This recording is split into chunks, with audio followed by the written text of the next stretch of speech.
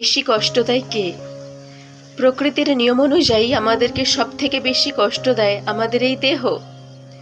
কারণ আধ্যাত্মিক আধি ভৌতিক আর আধি দৈবিক দুঃখ আমরা তখনই ভোগ করে থাকি যখন আমরা এই জড়জাগতিক দেহ লাভ করে থাকি। আর ভগবান শ্রীকৃষ্ণ বলছেন, দেহিনৌষ্মিনী যথা দেহে কৌমারং যৌবনং জরা তথা দেহান্তর প্রাপ্তির ধীরস্তত্র ন মহীয়তি।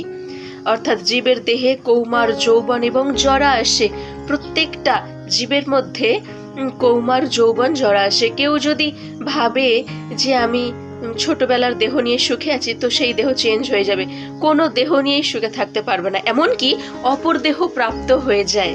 তাই সব থেকে আমাদের সাথে কেউ যদি প্রতারণা করে, সে হলো আমাদের দেহ। তাই কখনো দেহ নিয়ে গর্ব করতে নেই, সবসময় ভগবানের নাম সংকীর্তনে ব্যস্ত থাকতে হয়।